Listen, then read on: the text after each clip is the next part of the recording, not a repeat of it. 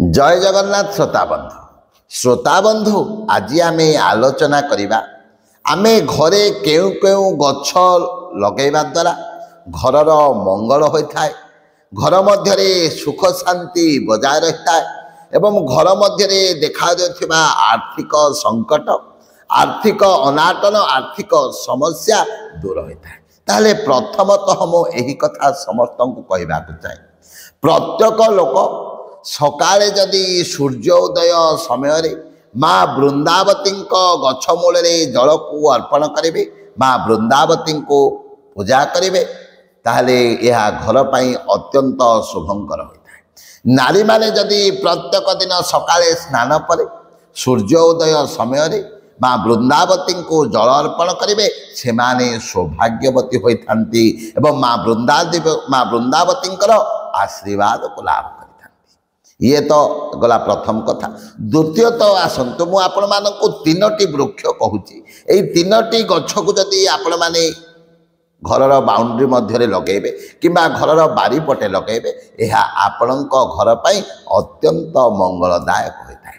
प्रथमतः जदि चिंता करिबा डालिंब गछ आपण माने जदि घरर पूर्व दिगरे किंबा उत्तर दिगरे किंबा पूर्व उत्तर ईशान्य कोणे किंबा जदि अग्निकोण आपण माने गोटे गोटे डालिंब गछ को लगेबे एवं प्रत्येक दिन सकाळे से डालिंब गछ मूल जल अर्पण करेंगे एवं डालिंब गछ को टिके चंदन सिंदूर देवे, देखिए आपणकर घर मध्य सुख शांति बजाय रहिबो, घर मध्य आबाल वृद्ध वनिता सुख शांति रे एवं समस्तक मध्य सुसंपर्क रहिबो एवं घर मध्य देखा देउथिबा आर्थिक संकट दूर हेबो।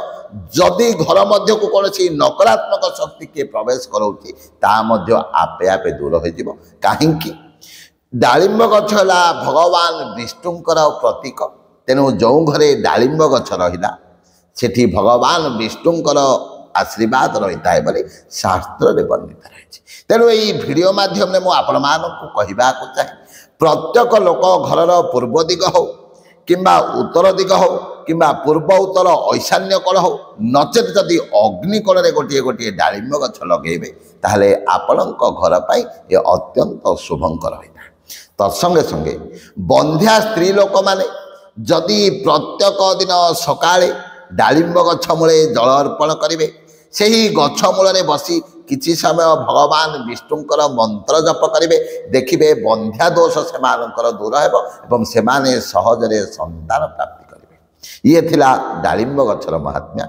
द्वितीय तो आसंतु निम्ब गछ, जदि आपण माने घरर पूर्व दिग हो किंबा पूर्व उत्तर दिग हो किंबा पूर्व उत्तर ईशान्य कोण हो किंबा अग्निकोण जदि गोटे गोटे निम्ब गछ लागिबो, ये अत्यंत शुभंकर घर पाई।